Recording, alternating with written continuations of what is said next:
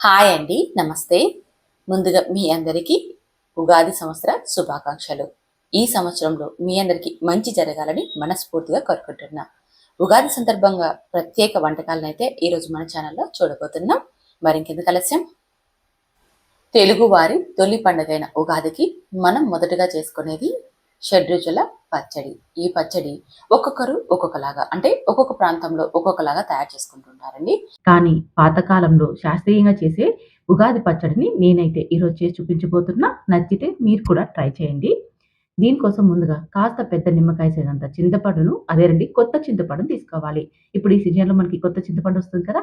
ఆ చింతపండును తీసుకొని ఒకసారి శుభ్రంగా కడిగి, తరువాత చింతపండు మునిగేంత వరకు నీళ్లను పోసి 10 నిమిషాల పాటు పక్కన పెట్టుకోవాలి. ఇలా చింతపండు నానబెట్టుకోవడం వల్ల చింతపండు నుంచి గుజ్జు మనం ఈజీగా తీసేసుకోవచ్చు.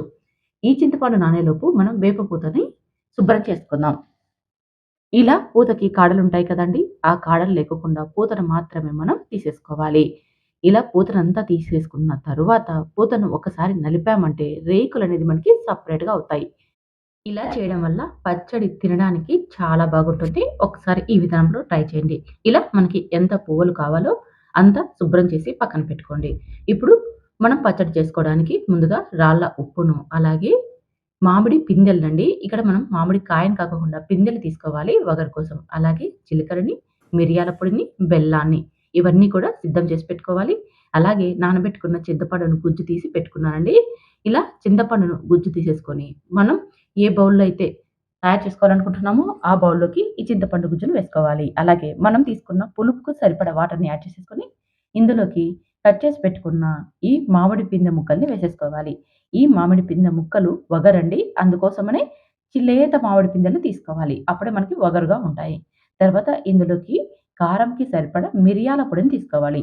ఇప్పుడు అందరూ చిల్లీ పౌడర్‌ని వేస్తున్నారు. ఇక్కడ మనం తీసుకోవాల్సింది మిరియాల పొడిని కానీ, మిరపకాయ పొడిని కాదు. అలాగే రాళ్ళ ఉప్పును వేసుకోవాలి. తర్వాత ఒక స్పూన్ అంత జీలకర్రని చేతిలోకి వేసుకొని కాస్త నలిపి వేసామంటే జీలకర్ర ఫ్లేవర్ అనేది మనకి బాగా తెలుస్తుంది. రుచులు అన్నీ కూడా తినేటప్పుడు బాగా తెలియాలి. అది గుర్తుపెట్టుకొని మనం అన్నీ కూడా సమానంగా వేసుకోవాలి. ఇప్పుడు ఇందులోకి మనం శుభ్రపరిచి పెట్టుకున్నాం కదా! వేప పూతను, అలాగే దీనికి సరిపడా బెల్లం వేసుకోవాలి. మనం తీసుకున్న కారానికి, పులుపుకు, వగరుకు, చేదుకు సరిపడా బెల్లం అన్నీ కూడా సమానంగా ఉండేలాగా చూసుకోండి. తర్వాత ఇదంతా బాగా కలిసేలాగా కలుపుకోవాలి. మనకి బెల్లం, అలాగే ఉప్పు కరగాలి కదా!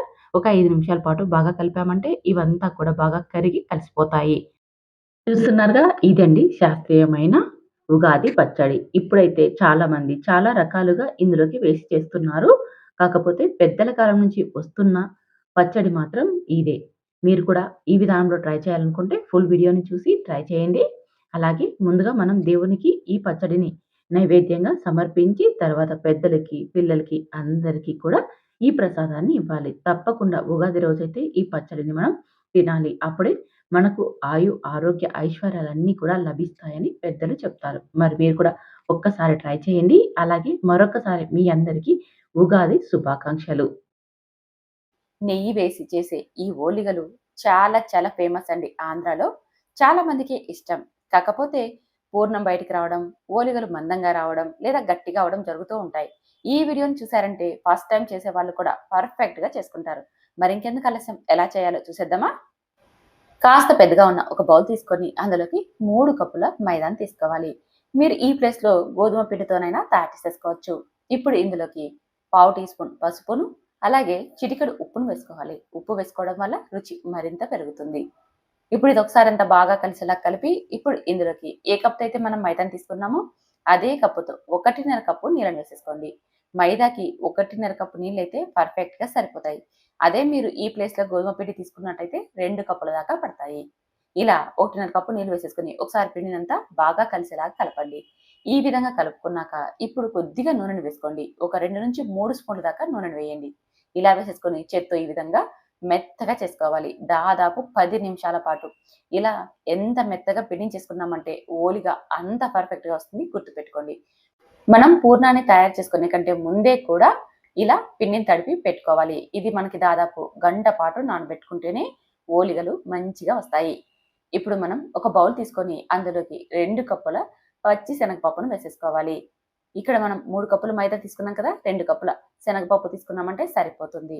మీరు ఈ ప్లేస్‌లో కందిపప్పుతో కూడా తయారు చేసేసుకోవచ్చు. రాయలసీమలో ఎక్కువగా కందిపప్పుతో కూడా తయారు చేసుకుంటూ ఉంటారు. కందిపప్పు వల్ల కడుపు ఉబ్బరం ఉండదు, త్వరగా జీర్ణం అవుతుంది.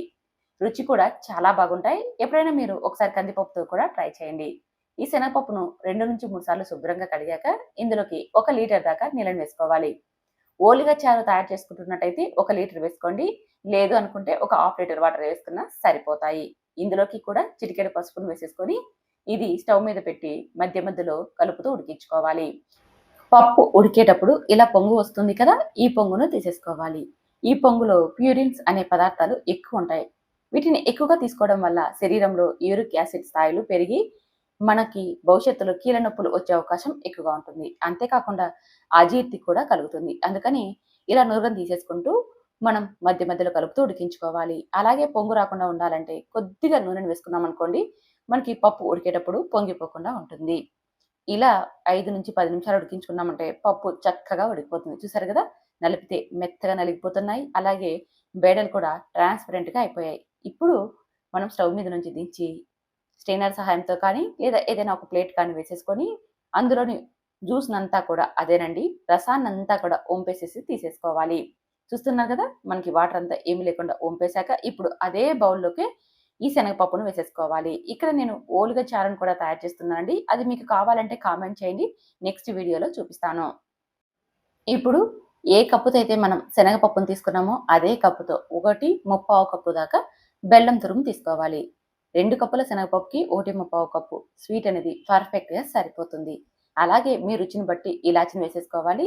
అలాగే 1 కప్పు దాకా పచ్చి కొబ్బరి తురుమును వేసేసుకోవాలి. పచ్చి కొబ్బరి వేసుకోవడం వల్ల ఈ ఓలిగల రుచి చాలా బాగుంటాయండి. ఒకవేళ మీకు నచ్చకుంటే స్కిప్ చేసేసుకోవచ్చు.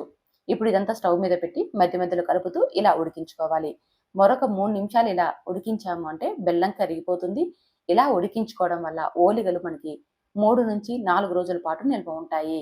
రుచి కూడా చాలా చాలా బాగుంటాయి. ఒకసారి ఇలా ఉడికించి చూడండి. ఉడికించాక స్టవ్ మీద నుంచి దించి పూర్తిగా చల్లారిన తర్వాత మిక్సీ గిన్నెలోకి వేసేసుకొని మధ్య మధ్యలో కలుపుతూ చూడండి, పూర్ణాన్ని ఇలా మెత్తగా చేసేసుకోవాలి. ఎక్కడే గాని పలుకులు ఉండకూడదు. పలుకులు ఉన్నాయనుకోండి, మనం ఓలిగలు ఒత్తేటప్పుడు చిన్న చిన్న చిల్లులు పడుతూ వస్తాయి. అందుకని మీరు పూర్ణాన్ని మెత్తగా రుబ్బుకోండి. గ్రైండర్‌లో అయినా సరే, మిక్సీలో అయినా సరే. ఇలా పూర్ణాన్ని మెత్తగా చేసుకున్నాక ఇదంతా ఒక బౌల్‌లోకి వేసేసుకొని ఒకసారి ఇదంతా బాగా కలిసేలా కలపండి. మనం వాయిల్‌గా గ్రైండ్ చేసుకున్నాం కాబట్టి ఒక వాయిలో స్వీట్ ఎక్కువ అయ్యుండొచ్చు, తక్కువ అయ్యుండొచ్చు. ఒకసారి పూర్ణాన్నంతా మంచిగా కలిపేసేసి ఇప్పుడు ఎంత సైజులో కావాలో అంత సైజులో అన్ని ఉండలను చేసేసుకొని ఒక ప్లేట్‌లో ఉంచుకోండి. మీరు పూర్ణాన్ని గ్రైండ్ చేసుకునేటప్పుడు మరీ గట్టి ముద్దలా కాకుండా కాస్త మెత్తగా ఉండేలాగా, అంటే కాస్త లూజ్‌గా ఉండేలాగా గ్రైండ్ చేయండి. మరీ ముద్ద గట్టిగా ఉందనుకోండి, ఓలిగ ఒత్తేటప్పుడు అన్ని వైపులకు మంచిగా స్ప్రెడ్ అవ్వదు. ఓలిగలు చాలా గట్టిగా వస్తాయి. ఇప్పుడు మనం మైదా పిండిని సాఫ్ట్‌గా చేసి పెట్టుకున్నాం కదా, చూడండి ఎంత మెత్తగా అయిపోయిందో. ఇలా కొద్దిసేపు పిండిని పక్కన ఉంచేసేసుకున్నాం అనుకోండి, పిండి మనకి బాగా సెట్ అయిపోతుంది. ఇప్పుడు పూర్ణం సైజ్ కంటే కూడా కాస్త తక్కువ ఉండేలాగా తీసేసుకోండి. ఇలా తీసేసుకొని బటర్ పేపర్ కానీ లేదా ఇలాంటి ఓలిగ కవర్లు అదేనండి పూర్ణం భక్షాలు చేయడానికి ఇలాంటి పేపర్స్ దొరుకుతాయి. వాటిని తెచ్చేసేసుకొని ముందుగానే సిద్ధం చేసి పెట్టుకున్న ఈ మైదా పిండి ముద్దను తీసేసుకొని చేతితో ఇలా చిన్న పూరిలాగా వెడల్పుగా చేసేసుకోవాలి. ఇందులో మనం తయారు చేసుకున్న పూర్ణం ముద్దను మధ్యలో ఉంచి మైదా పిండితో అన్ని వైపులా కవర్ చేస్తూ పైన ఎక్స్ట్రా ఉన్న పిండిని తీసేసేయాలి. ఇప్పుడు ఈ ఉండను మరొకసారి బాగా రౌండ్ షేప్‌లో చేయాలి. అప్పుడు మైదా ముద్ద అన్ని వైపులకు వెళ్ళి పూర్ణం బయటకు రాకుండా ఉంచుతుంది.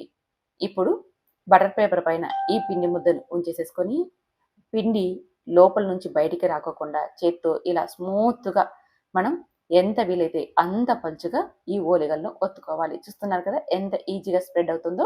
మీకు చేతికి అంటుకుంటుంది అంటే అప్పుడు కొద్దిగా నూనెని అప్లై చేసేసుకొని ఈ విధంగా నేను వీడియోలో చూపించిన విధంగా ఇలా పలుచగా మనం ఒత్తేసేసుకోవాలి. చూడండి ఎంత పలుచగా వచ్చేస్తున్నాయో. చాలా అంటే చాలా పలుచగా వస్తాయండి.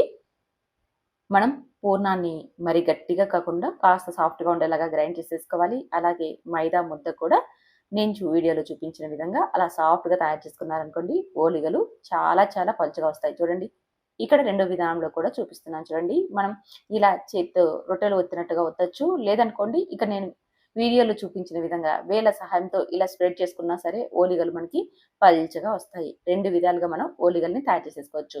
ఈ 2 విధాలు కూడా చాలా చాలా ఈజీ అండి. చూడండి ఎంత పల్చగా వస్తున్నాయో, చాలా ఈజీగా స్ప్రెడ్ చేసేసుకోవచ్చండి. కొద్దిగా ఆయిల్‌ని అప్లై చేసుకున్నామంటే చాలు మనకి ఎంత పల్చగా కావాలంటే అంత పల్చగా వస్తాయి. ఇప్పుడు స్టవ్ మీద పెనం పెట్టి బాగా వేడెక్కిన తర్వాత మనం తయారు చేసి పెట్టుకున్న ఈ ఓలిగను వేసుకోవాలి. అదేనండి పూర్ణం భక్షాలు అంటారు. కొన్ని ప్రాంతాలలో పూర్ణం పోలీలు అని కూడా పిలుస్తారు. ఒక్కొక్క ప్రాంతంలో ఒక్కొక్కలాగా పిలుస్తారు.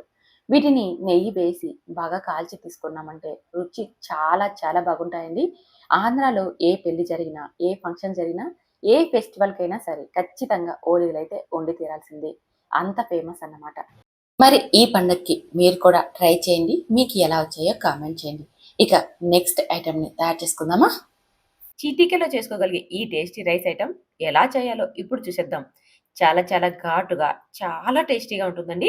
దీనికోసం మిక్సీ గిన్నె తీసుకొని అందులోకి ఒక హాఫ్ చిప్ప పచ్చి కొబ్బరిని తురిమి వేసేసుకోవాలి. అలాగే తినగలిగే కారాన్ని బట్టి పచ్చిమిర్చిని, ఒక చిన్న అల్లం ముక్కని, ఒక స్పూన్ దాకా జీలకర్రని, అలాగే ఒక హాఫ్ టీ స్పూన్ ధనియాలను వేసేసుకొని ఇదంతా కచ్చా పచ్చగా గ్రైండ్ చేసేసుకోవాలి. చూస్తున్నారుగా వీడియోలో ఈ విధంగా. మరి మెత్తని పేస్ట్ లాగా కాకుండా కాస్త పలుకులుగా ఉండాలి. ఇలా గ్రైండ్ చేసేసుకొని ఈ మిశ్రమాన్ని పక్కన ఉంచేసేసుకోండి. ఇప్పుడు స్టవ్ మీద మందపాటి కడాయి పెట్టుకొని అందులోకి 2-3 స్పూన్ల దాకా నూనెను వేసేసుకోండి. రైస్ ఐటెమ్‌కి ఎప్పుడైనా సరే కొద్దిగా ఆయిల్ ఎక్కువగానే పడుతుంది. ఇందులోకి పావు కప్పు దాకా వేరుశనగ విత్తనాలు వేసేసుకొని లైట్‌గా వేయించుకున్నాక ఇప్పుడు ఇందులోకి ఒక స్పూన్ పచ్చిశనగపప్పు, ఒక స్పూన్ మినపప్పు, అలాగే 10 దాకా జీడిపప్పు ముక్కలు వేసేసుకొని వీటన్నిటిని లైట్ గోల్డెన్ కలర్ వచ్చేదాకా లో ఫ్లేమ్‌లో వేయించుకోవాలి. లో ఫ్లేమ్‌లో వేయించుకోవడం వల్ల ఇవి మనకి బాగా క్రిస్పీగా వేగిపోతాయి. ఇలా వేగిన వీటన్నిటిని కూడా మరొక బౌల్‌లోకి సెపరేట్‌గా తీసి పక్కనుంచేసేసుకోండి. ఇప్పుడు మిగిలిపోయిన నూనెలోకి ఒక స్పూన్ దాకా ఆవాలను వేసుకొని, ఇవి బాగా చిటపటలాడుతున్నప్పుడు 2 ఎండుమిర్చి ముక్కల్ని కూడా వేసి, వీటిని కూడా మంచిగా వేయించుకోవాలి. ఎండుమిర్చి బాగా ఫ్రై అయిపోయిందనుకోండి, మనం రైస్‌తో కలుపుకొని తినేయొచ్చు. అలాగే ఇందులోకి మనం గ్రైండ్ చేసి పెట్టుకున్నాం కదా! ఆ కారాన్ని కూడా వేసేసుకొని, ఒక నిమిషం పాటు వేయించుకోవాలి. లో ఫ్లేమ్‌లోకి మంటను యాడ్ చేసేసుకోవాలండి. లేదనుకోండి ఇల్లంతా కూడా ఘాటు వాసన వచ్చేస్తుంది. తర్వాత ఒక నిమిషం తర్వాత ఇందులోకి పావు టీ స్పూన్ పసుపును, కొద్దిగా కరివేపాకును వేసేసుకొని, ఈ మసాలా అంతా పచ్చి వాసన పోయేంత వరకు వేయించుకోవాలి. ఎప్పుడైతే మనకి ఆయిల్ బాగా తేలుతూ సెపరేట్‌గా కనిపించిందో, అప్పుడు మనకి బాగా ఫ్రై అయిపోయినట్టు. ఈ విధంగా వేయించుకున్నామనుకోండి, తినేటప్పుడు రుచి చాలా బాగుంటుంది. మనం కచ్చా పచ్చగా గ్రైండ్ చేసుకున్నాం కదా! మనకి అక్కడక్కడ ఆ ధనియాల ఫ్లేవర్, జీలకర్ర ఫ్లేవర్ అన్నీ కూడా తెలిసిపోతూ ఉంటాయి. అందుకని ఈ మసాలా చిత్రాన్నం రుచి చాలా చాలా డిఫరెంట్‌గా చాలా బాగుంటుందండి. రెగ్యులర్‌గా చేసుకునే చిత్రాన్నం తిని బోర్ కొట్టినప్పుడు ఒక్కసారి ఈ మసాలా చిత్రాన్నం చేసుకొని తిని చూడండి. ఎంత రుచిగా ఉంటుందో. ఇప్పుడు మనకి ఈ కారం అంతా బాగా వేగిపోయాక ఇందులోకి రైస్‌ని వేసేసుకోవాలి. ఇలా రైస్‌ని వేశాక ఈ రైస్‌కి ఈ ఫ్లేవర్ అంతా బాగా అంటేలాగా ఒక 5 నిమిషాల పాటు ఫ్రై చేసేసుకోవాలి. తర్వాత ఇందులోకి మనం వేయించి పెట్టుకున్నాం కదా! పప్పు దినుసులన్నిటిని వేసేసుకోవాలి. అలాగే కొద్దిగా కొత్తిమీర తరుగు, ఒక హాఫ్ చెక్క నిమ్మరసాన్ని కూడా ఇందులోకి పిండుకోవాలి. ఇక్కడ నేను తీసుకున్న రైస్‌కి ఒక హాఫ్ చెక్క సరిపోతుంది. అలాగే రుచికి సరిపడా ఉప్పును కూడా వేసేసుకొని, ఒక్కసారి ఇదంతా బాగా కలిసేలాగా కలుపుకున్నామంటే చాలు. మనకి ఆల్రెడీ రైస్‌ని బాగా వేయించుకున్నాం కాబట్టి, ఇప్పుడు కలిసేలాగా కలుపుకొని సర్వ్ చేసేసుకోవడమే. పండుగ రోజు టైం చాలా అంటే చాలా తక్కువ ఉంటుంది కాబట్టి, ఇలా సింపుల్‌గా తయారు చేసేసుకోవచ్చు. మరి చూసారు కదా అన్ని రెసిపీలు మీరు కూడా ఒకసారి ట్రై చేయండి. టేస్ట్ ఎలా వచ్చాయో కామెంట్ చేయండి. మరొకసారి మీ అందరికీ ఉగాది సంవత్సర శుభాకాంక్షలు. అందరూ సంతోషంగా ఉండాలని మనస్ఫూర్తిగా కోరుకుంటూ ఇక సెలవు.